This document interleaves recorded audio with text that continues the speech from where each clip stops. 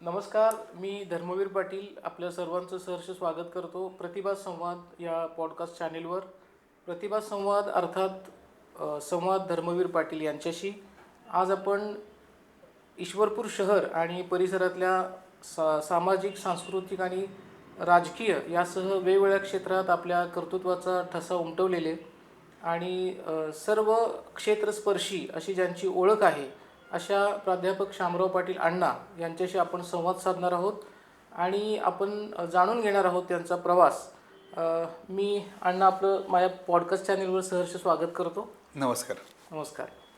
तर आज आपल्या मुलाखतीची सुरुवात करताना मला एक सुरुवातीला असं जाणून घ्यायचं आहे की आपलं आज वय वर्ष 86, सॉरी आपलं वय वर्ष 82 आणि मला सुरुवातीला आपल्याला विचारायला आवडेल की आपलं बालपण कसं होतं किंवा सुरुवातीचा जो जडणघडणीचा काळ असतो तो कसा होता या संदर्भात मला विचारायचं. आमचं कुटुंब हे शेतकरी कुटुंब. माझे वडील शेतकरी होते, दुसरी तिसरी शिकलेले. आम्ही एकूण 8 भावंड, 4 भाऊ माझ्यासह आणि 4 बहिणी. त्यामुळे शिक्षणाचा वारसा वगैरे अजिबात नव्हता. शेती हाच प्रामुख्यानं व्यवसाय असल्यामुळं आम्हाला पुढं भविष्यात शेतीच करावी लागणार असं चित्र होतं. पण वडिलांना आपली मुलं शिकावीत असं वाटायचं, त्यामुळं मी शिकत गेलो आणि सुरुवातीपासूनच म्हणजे प्राथमिक शाळेमध्येच सामाजिक कामाची आवड ही प्राथमिक शाळेमध्ये, जिल्हा परिषदेच्या शाळेमध्येच मग कार्यानुभव असेल, अन्य कुठल्या गोष्टी असतील याकडं सुरुवातीपासूनच ओढा होता. आणि नंतर मग जिल्हा परिषदेच्या शाळेमधून शिक्षण घेतल्यानंतर महात्मा फुले हायस्कूलमध्ये माझं माध्यमिक शिक्षण झालं 11वीपर्यंत. 11वी झाल्यानंतर पुढं कॉलेजला जावं लागायचं. सुरुवातीला मी आर्ट्सला प्रवेश घेतला, पण त्यावेळेला नुकतंच कर्मवीर भाऊराव पाटील कॉलेज स्थापन झालेलं होतं. ND Patil sir. तर त्या कॉलेजमध्ये माझे वडील त्या संस्थेच्या जनरल बॉडीमध्ये म्हणजे संस्थापक बॉडीमध्ये होते. माझे मेहुणे त्या संस्थेचे लाईफ मेंबर होते आणि आमचे चुलते ज्ञानोबुवा हे त्या संस्थेचे अध्यक्ष होते. आणि मग त्यांनी, माझे मेहुणे जे होते त्यांनी सांगितलं की हा माझा म्हणजे मेहुणा आहे, त्यानं प्रवेश घेतला आहे. ते म्हणले तू आर्ट्सला कशाला प्रवेश घेतला, आणि म्हणून 1 महिन्यानंतर मी कॉमर्सला प्रवेश घेतला. अच्छा. त्यावेळेला कॉमर्सला जायचं का आर्ट्सला जायचं, आणि आर्ट्स कॉमर्स एवढंच कॉलेज होतं, सायन्स कॉलेज त्यावेळेला नव्हतं. आणि सायन्स कॉलेज जायचं झालं तर सांगलीला, कोल्हापूरला, तेवढी आमची ऐपती नव्हती. आणि मग कॉमर्स BComचं शिक्षण झालं. त्यावेळेला मला BK Patil principal foreign return होते, SB चव्हाण होते, सायनाकर सर त्यावेळेला इंग्रजीला शिकवायला होते, सूर्यकांत खांडेकर हे मराठी विषयाला शिकवायला होते. असे एक दिग्गज प्राध्यापक त्यावेळेला. आणि मग BCom झाल्यानंतर कॉलेज जीवनामध्ये सुद्धा म्हणजे BComपर्यंतच्या जीवनामध्ये दरवर्षी मी कुठल्या ना कुठल्या तरी खात्याचा सेक्रेटरी असायचा आणि मॅगझिन सेक्रेटरी होतो विद्यार्थी दशेमध्ये. एक आवड असायची या, आणि सगळा आमचा एक ग्रुप असायचा. मी जनरल सेक्रेटरी होतो कर्मवीर भाऊराव पाटील कॉलेजमध्ये. पुन्हा इकॉनॉमिक्स असोसिएशन होते त्याचा सेक्रेटरी होतो. आणि त्या काळामध्ये खूप अशा ॲक्टिव्हिटीज आम्ही कॉलेजमध्ये करत असू, गॅदरिंगच्या निमित्तानं असेल किंवा अन्य निमित्तानं असेल. आणि त्यामुळं सार्वजनिक कामाची आवड ही पहिल्यापासून प्राथमिक शाळेपासून माध्यमिक शाळेपासूनच होती. B.Com झाल्यानंतर मग मी खरं म्हणजे चार्टर्ड अकाउंटंटच्या आर्टिकलशिपसाठी मी रजिस्ट्रेशन केलं म्हणजे होतं. CA होण्याचं स्वप्न होतं. सी ए होण्याचं स्वप्न होतं. त्यासाठी कोल्हापूरचे MG भागवत हे चार्टर्ड अकाउंटंट आमच्याकडं आम्हाला अकाउंटन्सी शिकवायला येत असत. त्यांच्याकडे मी रजिस्ट्रेशन केलं आर्टिकलशिपसाठी. आणि त्याच दरम्यान मी M.Com करत होतो कोल्हापूरच्या कॉमर्स कॉलेजमध्ये. भणगे सर त्यावेळेला प्रिन्सिपल होते. आणि म्हणजे CAचे प्रॅक्टिकल आर्टिकलशिप पण हे करत असतानाच मी M.Com झालो. आणि M.Com झाल्यानंतर आपण नोकरी करावी म्हणून अर्ज केला, तर एकाच कॉलेजमध्ये अर्ज दिला आणि तिथं मी नोकरीला लागलो. आणि त्यामुळे ते CA व्हायचं राहून गेलं. म्हणजे शिक्षण सुरू असतानाच तुम्हाला नोकरी पण मिळाली? नोकरी मिळाली. आणि मग त्या कॉलेजही नवीनच निघालं होतं. त्या कॉलेजमध्ये मग जवळ 23 वर्ष मी नोकरी केली. आणि त्यानंतर मी VRS घेतली. नोकरीबद्दल एक मला विचारायचं आहे की नोकरी सहजासहजी मिळण्याचा तो काळ होता. आज आपण नोकऱ्या कशा मिळतात बघतोय किंवा किती संघर्ष करावा लागतोय. तर मागे एकदा सहज ऐकलं होतं की तुम्हाला अगदी सहजासहजी ती नोकरी मिळाली. तो किस्सा मला ऐकायचा आहे. नेमकं काय घडलं होतं? मी M.Com झालो. M.Com झाल्यानंतर आमचे गुरु जे होते B.K. पाटील, त्यांच्याकडे मी गेलो आणि मी आता M.Com झाले, काय करू दे? तर मी म्हणले तुला चिठ्ठी देतो, तू शिराळ कॉलेजचे प्रिन्सिपल जे आहेत फाटक, PV फाटक, ते खरं म्हणजे ते KBP कॉलेजला अगोदर भूगोल शिकवायला होते. त्यानंतर ते आष्ट्याला गेले आणि आष्ट्यातून B.K. पाटलांनीच त्यांना प्रिन्सिपल म्हणून इकडं शिराळाला पाठवलं होतं. आणि त्यांनी कॉलेजच्या पहिल्या दिवशीच मी चिठ्ठी दाखवली आणि ते म्हटले आजपासूनच यायला सुरुवात करा. आणि त्यावेळेपासून मी जायला लागलो. आणि मग कॉलेजमध्ये नोकरी करत असताना मात्र पूर्ण वेळ तिथं इन्व्हॉल्वमेंट होती, मग सगळ्याच गोष्टीमध्ये. आणि म्हणजे मग एक्स्ट्रा करिक्युलर ॲक्टिव्हिटीज असो, जिमखाना असो किंवा कॉलेजच्या सगळ्या. आणि तिथं मी राहत होतो ईश्वरपूरमध्ये न राहता तुम्ही शिराळ्यामध्ये राहून नोकरी केली? शिराळ्यामध्ये राहून मी नोकरी केली. आणि संस्था चालकांचाही विश्वास चांगला बसलेला होता. आणि तिसऱ्या वर्षीच आमच्या त्या संस्थेचे अध्यक्ष जे होते वसंतराव नाईक, ते एकदा बापूंना भेटले. ते आमदार होते, 10 वर्ष आमदार होते. आपले राजाराम बापूंच्या गटाचे होते ते. आणि त्यांनी परस्पर बापूंना म्हटले की हा आमचा भविष्य काळातला प्रिन्सिपल आहे, आमच्या कॉलेजचा प्रिन्सिपल. मला बापूंनी नंतर सांगितले की तुझ्यावर खूप प्रेम दिसतंय तुझ्या संस्था चालकांचं. नाही म्हटलं, मी पूर्ण वेळ त्या कॉलेजसाठी वगैरे शिक्षणाबरोबरच मी म्हणजे त्यावेळेला मी इकडल्या राजकीय किंवा याच्यामध्ये कुठेही इन्व्हॉल्व नव्हतो. मग राजाराम बापूंचा स्नेह म्हणजे आज राजाराम बापूंच्या काही ज्या मोजक्या पहिल्या फळीतल्या कार्यकर्त्यांची चर्चा होते, नावं घेतली जातात, त्यात तुमचं नाव घेतलं जातं. तर बापूंशी स्नेह कधी जुळला, कसा वाढला?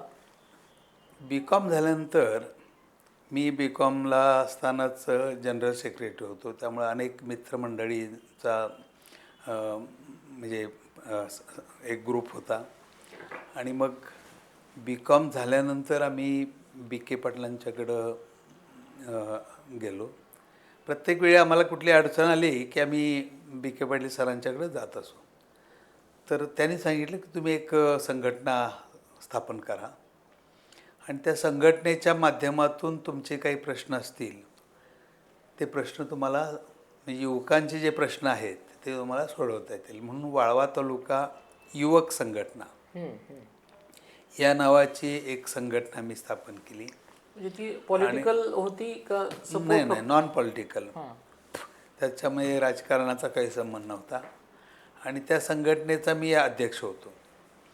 आणि मग आम्ही BK सरांच्या मार्गदर्शनाखाली त्या युवकांचे मेळावे घेत होतो. त्याच्यातून आम्ही एक मुद्रणालय काढलं. ते सहकारी मुद्रणालय, वाळवा तालुका सहकारी मुद्रणालय, ते आता बंद झालं. त्यानंतर जनता हायस्कूल जे काढलं त्याच वेळेला मी त्यामध्ये सहभाग होता. आणि काहीतरी उद्योग, आणि त्यावेळेला साखर कारखान्याची निर्मिती झाली. ते आमच्या युवक संघटनेमधल्या बऱ्याच लोकांना साखर कारखान्यामध्ये नोकऱ्याही मिळाल्या. ही गोष्ट बापूंच्या कानावर गेली की बाबा इथं वाळवे तालुक्यामध्ये एक युवकांची संघटना स्थापन केली आहे. आणि हे सगळे युवक तसे काही बापूंच्या विरोधात होते वगैरे असं नाही, पण नॉन पॉलिटिकल अशा पद्धतीची एक कामं करणारी अशी युवकांची एक संघटना डेव्हलप झाली होती. आणि त्यावेळेला मग बापूंच्या अगदी जवळचे जे कार्यकर्ते होते दुसऱ्या फळीतले, ते विश्वासराव रामराव पाटील माजी खासदार, विश्वासराव आत्माराम पाटील माजी आमदार, रामराव देशमुख, हे त्यावेळचे तरुण कार्यकर्ते बापूंचे होते. तर ते विश्वासराव दाजी आम्हाला म्हणले की तुम्ही आमच्याबरोबर काम करा, आणि बापूंची इच्छा आहे ते तुम्ही आमच्याबरोबर काम केलं तर तुमचे सगळे प्रश्न आम्हाला म्हणजे सोडवणं सोयीचं होईल. आणि मग त्यांनी सांगितले की उद्या राष्ट्रवादी, त्यावेळेला काँग्रेस पक्ष होता, काँग्रेस पक्षाच्या कार्यालयात तुम्ही सगळे मुलं या, आपण चर्चा करू. मग आम्ही एक 50 जण त्या आत्ताचं जे राष्ट्रवादी काँग्रेस पक्षाचं कार्यालय आहे तिथं आम्ही गेलो.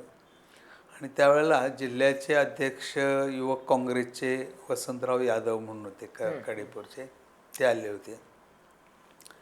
हे आम्हाला काही माहीत नव्हतं, पण युवक काँग्रेसची स्थापना आपणाला करायची आहे असं रामराव देशमुखांनी यांनी विश्वासरावदाजींनी सांगितलं.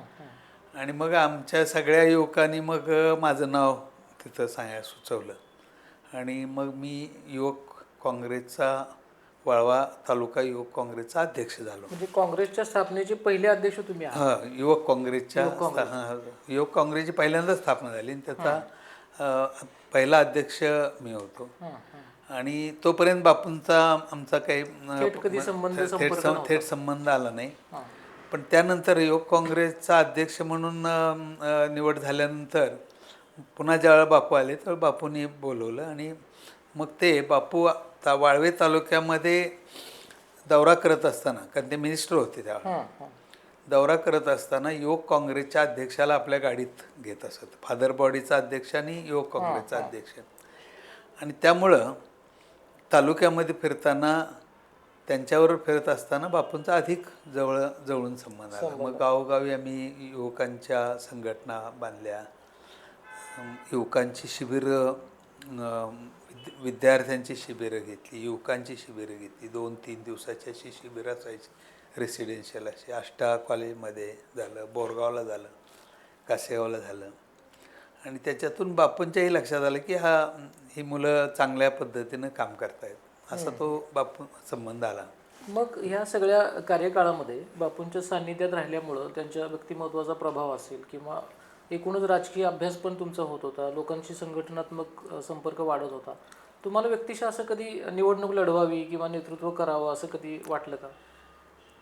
निवडणूक लढवावी असं मला कधीच वाटलं नाही. संपूर्ण या माझ्या आत्तापर्यंतच्या कारकिर्दीमध्ये युवकांची जी शिबिरं व्हायची ही वैचारिक स्वरूपाची शिबिरं व्हायची. त्यामध्ये राजकारणाचा भाग असत नसे. जरी काँग्रेस पक्षाची शिबिरं जरी असली तरी त्यामध्ये गंबा सरदार असतील, बाळासाहेब भारदे असतील, किंवा वि स पागे असतील, मंगुडकर असतील, किंवा असे अण्णासाहेब शिंदे असतील. आणि शेती हा विषय आहे, सहकार विषय आहे, किंवा समाजवादी समाजरचना, लोकशाही, अशासारखे विषय त्या शिबिरामध्ये असायचे. आणि त्याच्यावर सखोल अशी चर्चा व्हायची. आणि त्यामुळे एक वैचारिक बैठक तयार झाली. त्यावेळच्या युवकांच्या मध्ये एक वैचारिक बैठक असलेली युवक तयार केली. बापूंचं वैशिष्ट्य म्हणजे बापूंनी अशा अनेक म्हणजे युवकांची शिबिरं घेतली, कॉलेज विद्यार्थ्यांची शिबिरं घेतली, म्हणजे मोठ्या कार्यकर्त्यांची शिबिरं घेतली. तर काय म्हणजे या शिबिरातून कार्यकर्ता तयार झाला पाहिजे ही भूमिका बापूंची असायची. आणि त्याच काळामध्ये इथं ह्या संस्था फार कमी होत्या. फक्त साखर कारखान्याची स्थापना तेवढी 1969ला झालेली होती. तो कारखाना बाल्यावस्थेमध्ये होता. आणि म्हणजे मला किंवा त्यावेळेच्या आमच्या कार्यकर्त्यांना कोणालाच सहकार्यांना सुद्धा निवडणुका लढवाव्यात, आपणाला कुठली तर पदं मिळावीत अशी म्हणजे अशी कुठल्याही प्रकारची अपेक्षा असायची नाही.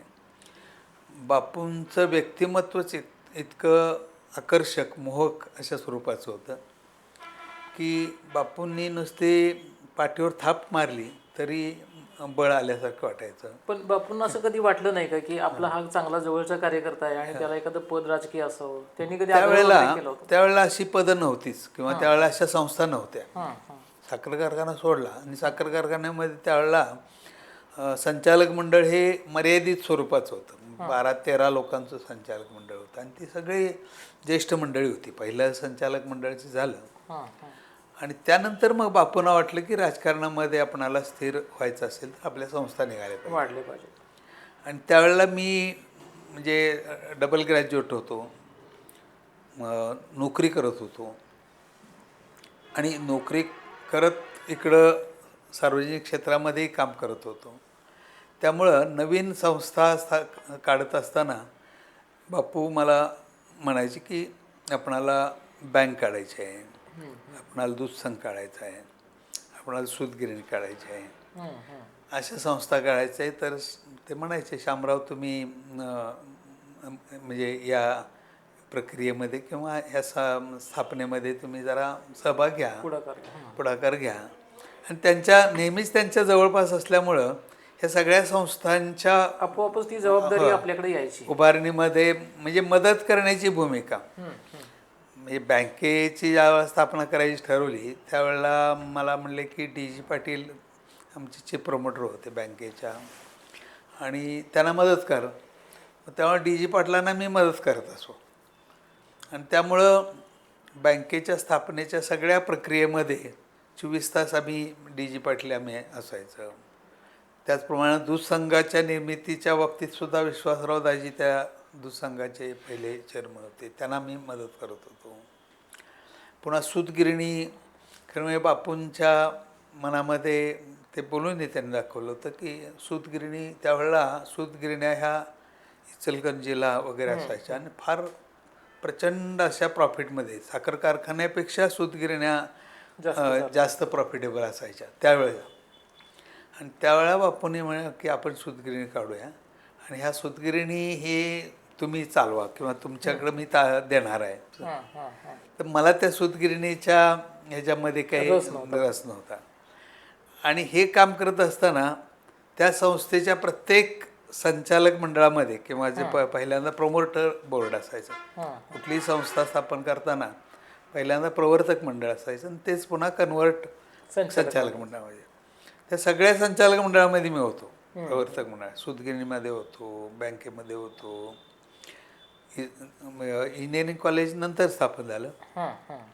तर ह्या वेगवेगळ्या संस्थेमध्ये मला काम करायला आपोआप संधी मिळाली. मी नाही म्हणत असताना सुद्धा मी बापूंना म्हणायचो की सगळ्या संस्थांमध्ये संचालक पदाची काही मला गरज नाही, मी काम करत राहीन असं.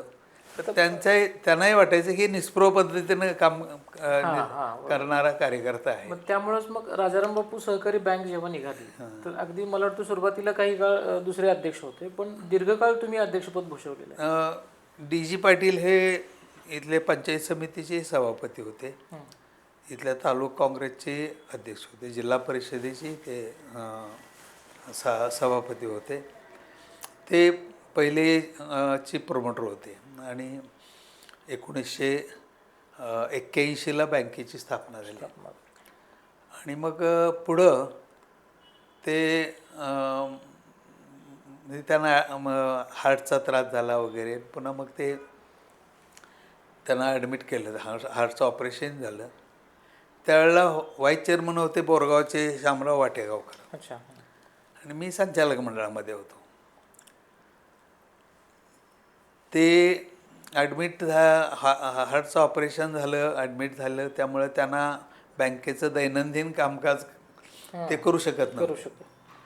मग त्यावेळेला पुन्हा जयंतराव आले ना, हां हां त्यावेळेला बापू नव्हते. हां जयंतराव मुंबईमध्ये त्यांच्या समोरच त्यांना अटॅक आला हॉस्पिटलमध्येच, आणि मग ऑपरेशन त्यांचं थांबवलं पुन्हा. हां हां आणि दुसऱ्या दिवशी जयंतराव इकडं आले आणि मला म्हणले, अण्णा म्हणले की आपले डी जी साहेबांचं काही खरं नाही, कारण डी साहेबच म्हणायचे, तुमच्या बँकेत चेअरमनचं काही खरं नाही म्हणले, आता तुम्हाला जबाबदारी घ्यावी लागणार. तर म्हणलं व्हाईस चेअरमन आहेत, म्हणलं व्हाईस चेअरमनच्या इकडं आपण जबाबदारी टाकू. नाही म्हणजे व्हाईस चेअरमन ते पेलवणार नाही एवढं. म्हणून खरं म्हणजे सहकारामध्ये चेअरमनच्या गैरहजेरीमध्ये व्हाईस चेअरमन हा ऑटोमॅटिक त्याला चेअरमन होतो, किंवा चेअरमन नाही झाला तरी त्याच्याकडे जबाबदारी असते, तोच काम करतो त्यांच्या गैरहजेरीमध्ये. पण इथं त्यांनी नाही म्हणले तुम्हाला चेअरमन करायचं म्हणजे, बरं का. आणि त्यांना चेअरमन तसंच ठेवलं आणि मला ॲक्टिंग चेअरमन, खरं म्हणजे ॲक्टिंग प्रिन्सिपल वगैरे कॉलेजमध्ये असतो, बरं का. आणि मला ॲक्टिंग चेअरमन, प्रभारी अध्यक्ष हे ठराव करून, प्रोसिडिंगला ठराव करून, बँकिंग मधला हा पहिला प्रयोग. मी तरी त्यांना म्हणत होतो की चेअरमनच्या गैरहजेरीमध्ये व्हाईस चेअरमन काम करतो. नाही म्हणले, ते त्यांना नाही जमणार म्हणले, तुम्ही प्रभारी चेअरमन म्हणून काम करा. त्यावेळचे अहवाल जर 2 वर्षाचे काढले तर त्या अहवालामध्ये माझा पहिला प्रभारी अध्यक्ष, आमचे अध्यक्ष होते त्यांचा फोटो होताच, पुन्हा प्रभारी अध्यक्ष आणि पुन्हा व्हाईस चेअरमन उपाध्यक्ष. किती काळांनी ते 2 वर्ष मी हे होतो. आणि 2 वर्ष संपल्यानंतर पुन्हा निवडणूक लागली. निवडणूक लागल्यानंतर मला अध्यक्ष करायचं हे ठरलेलं होतं सगळं. आणि त्याप्रमाणे मग त्याच्या अगोदर मी व्हाईस चेअरमन म्हणून काम करत होतो. नाही, व्हाईस चेअरमन हे होते वाटेगावकरांना. आणि मग चेअरमन मला करायचं संपूर्ण ठरलं होतं. आणि ते म्हणले की दिलीप तर त्यांना म्हणले तुम्ही जावा आणि अण्णांना चेअरमन करायचं आहे. त्याप्रमाणे माझा चेअरमन पदाचा अर्ज भरला. आणि मग तिकडून फोन आला साहेबांचा, दिलीप तर त्यांना, की अण्णांचा व्हाईस चेअरमन पदाचा हे अर्ज भरा. मग मलाही तर शंका वाटली, हे काय भानगड आहे. आणि म्हणले वाटेगावकर नानांचा चेअरमन पदाचा अर्ज भरा. ठीक आहे म्हणलं. वाटेगावकरांचा त्यावेळेला मला शुभेच्छा देण्यासाठी असंख्य लोक आमचे मित्र आलेले होते खाली, की आता हे चेअरमन झालेले, हे चेअरमन होणार म्हणून. आणि मग ते म्हणले अण्णांचा अर्ज चेअरमन पदाचा माग घ्या आणि वाटेगावकरांना, कारण त्यांचा सगळा समाज साहेबांच्यात गेला. आणि म्हणले अल्पसंख्याक समाजातला माणूस आहे, चांगले आहे त्यांचा स्वभाव वगैरे पण चांगला आहे, ते त्यांच्याबद्दल काय आमचं कोणाचंच दुमत नाही. आणि ते म्हणले आम्हाला का संधी नाही असं. तर मग त्यांना ते चेअरमन झाले, मी व्हाईस चेअरमन झालो. मला त्याचं काही म्हणजे दुःख वाटलं नाही किंवा ते म्हणजे त्याच्याबद्दल काही खंत वाटलं नाही, स्वीकारलं. ठीक आहे म्हणले. पण आमचे जे मला शुभेच्छा देणारे लोक होते त्यांनी बुके आणि हार खालीच टाकून दिले, नाराज झाले आणि ते गेले. तर मग ते आणि मी व्हाईस चेअरमन म्हणून काम केलं आणि त्यांनी चेअरमन म्हणून. आणि त्या 5 वर्षाच्या काळामध्ये पूर्णपणानं त्यांना मी सहकार्य करत होतो. आणि तेही मला विचारल्याशिवाय कुठलीही गोष्ट करत नव्हते. आणि आमचं म्हणजे नेहमी काय असते, चेअरमन आणि व्हाईस चेअरमन यांच्यामध्ये पुन्हा संघर्ष होतो. तसं दोघांमध्ये ट्युनिंग चांगलं होतं तुमचं, चांगलं होतं. आणि ते अतिशय सज्जन आणि अजातशत्रू असं हे होतं. नंतर मग 5 वर्ष झाल्यानंतर मला रिसर्च अध्यक्ष म्हणून किती वर्ष काम केलं? मी जवळपास 27 वर्ष, म्हणजे 25 वर्ष रेग्युलर अध्यक्ष म्हणून आणि 2 वर्ष त्या प्रभारी अध्यक्ष असं. संचालक म्हणून आणि अध्यक्ष म्हणून किती वर्षांचा संचालक म्हणून मी 1981 पासून आजपर्यंत, म्हणजे त्याला 44 वर्ष वर्ष झाली? हे आता 45 वर्ष चालू झालं. हां हां. म्हणजे सलग 44 वर्ष मी संचालक मंडळामध्ये आहे. आणि त्यातला सहकारातल्या फार कमी अशा बँका आहेत की ज्या आज म्हणजे आज जवळपास 4,500-5,000 कोटींची उलाढाल आपल्या बँकेची होती आणि देशातल्या काही अग्रगण्य बँकांमध्ये आपलं नाव आहे. तर हा प्रवास जो आहे बँकेचा, ह्यातलं वेगळेपण असं काय आपण केलं म्हणून ही संस्था आज इतक्या नावावर त्यामध्ये काय आहे की अगदी बँकेच्या अगदी छोटंसं रोपटं होतं. म्हणजे बँक ज्यावेळेला सुरू झाली त्यावेळेला हायवेच्या पलीकडं एक छोट्याशा शेडमध्ये, पत्र्याच्या शेडमध्ये बँकेचं कामकाज चालू झालं. आणि त्यावेळेला 4-5 कर्मचारी होते आणि 2-2.5 लाखाचं भांडवल त्या बँकेचं होतं. म्हणजे आत्ताच्या पतसंस्थासुद्धा कितीतरी मोठ्या आहेत. आणि चेअरमन आपल्या संचालक मंडळाची केबिन एवढी 10 बाय 10ची, याच्यापेक्षा लहानच असेल. आणि चेअरमनही त्या केबिन नव्हतीच, ते खोली म्हणूया, त्या खोलीमध्ये. आणि पूर्वी तलाठी वगैरे जसे खाली बसायचे गादी टाकून, पुढं ते डेस्क असायचा आणि तिथंच आमच्या मीटिंग वगैरे व्हायच्या. आणि वादळी वारा जर आला तर वरचे पत्रे पण काही वेळेला ओढून जायचे. आणि मग ते असला प्लॅस्टिकचा कागद त्या ह्याच्यावर कागदपत्रावर वगैरे ठेवायला लागायचं. अशा काळात तिथं बँक सुरू झाली. पण बापू प्रत्येक 1-2-3 महिन्यातून तरी एकदा बापू तिथं येत असत. आणि बापू म्हणायचे की ही एक वित्तीय संस्था आहे, त्यामुळं त्यावेळेला मी 5,000 रुपये कर्ज देत होतो. सुरुवातीला 5,000 पेक्षा जास्त देतच नव्हतो. पुन्हा 25,000पर्यंत मर्यादा आम्ही केली. त्याच्या पुढं कर्ज द्यायचं नाही. पुन्हा संचालकांनी कर्ज घ्यायचं नाही असं. म्हणजे हे तेव्हापासून तुम्ही पहिल्या दिवसापासून संचालक आणि संचालकांच्या घरातल्या कोणाला कर्ज द्यायचे नाहीत. परत रिझर्व्ह बँकेने हा नियम नंतर 20 वर्षानंतर रिझर्व्ह बँकेनं तो नियम तयार केला. आणि त्यावेळी एकच शाखा होती, छोटी शाखा होती. आणि कारभार म्हणजे पारदर्शी केला पाहिजे आणि काटकसरीनं व्यवहार केले पाहिजेत वगैरे. तर त्यावेळेला आमचे जाखले साहेब हे मॅनेजर होते आणि DG पाटील चेअरमन होते.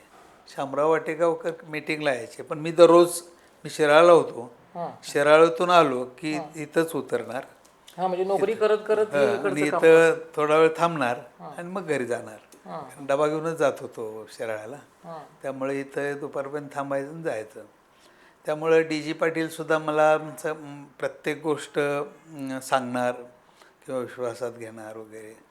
आणि आमचा कधी संघर्ष कोणाशी आला नाही, म्हणजे व्हाईस चेअरमनशी आला नाही, चेअरमनशी आला नाही. अशा पद्धतीनं म्हणजे पहिल्या दिवसापासून बँकेचा कारभार हा.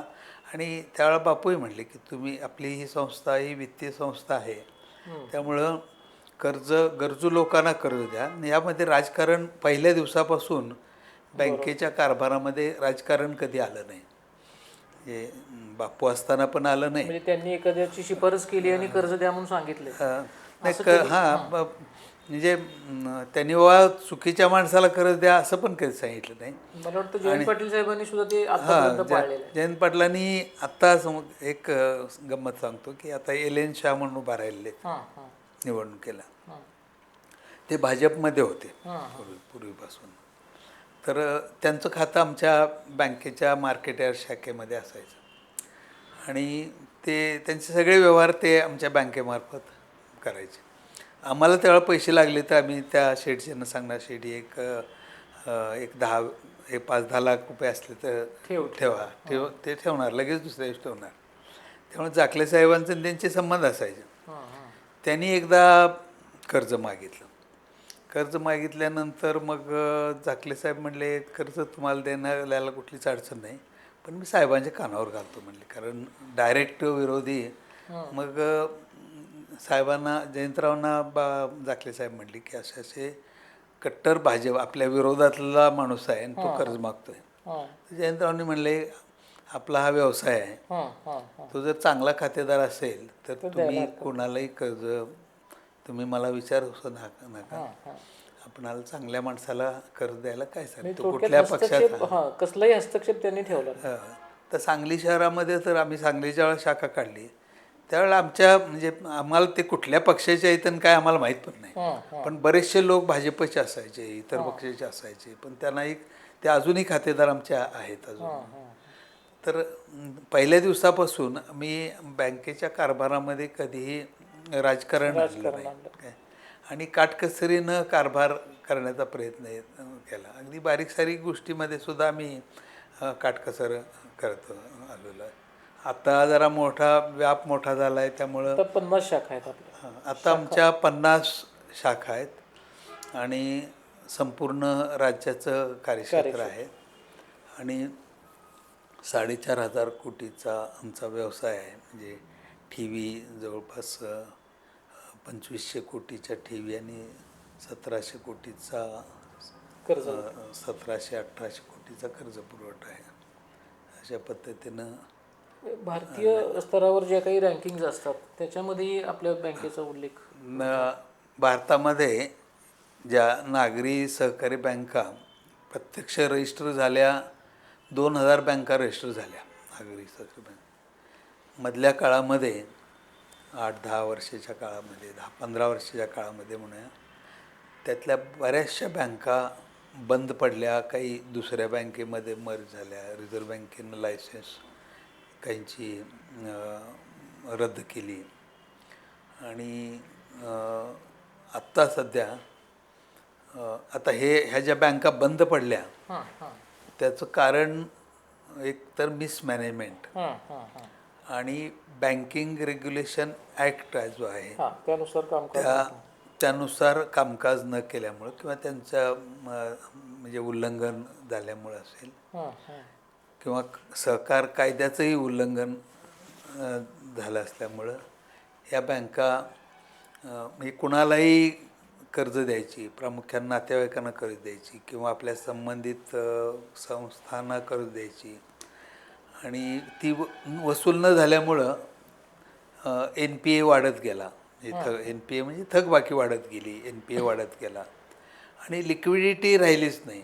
म्हणजे सहकारामध्ये बँकिंग व्यवसायामध्ये तुमच्याकडं 100 रुपये ठेव असेल तर 70 रुपये तुम्ही कर्ज देऊ शकता. बरोबर. 100 कोटीच्या ठेवी असतील तर 70 कोटीपर्यंत तुम्ही कर्ज देऊ शकता.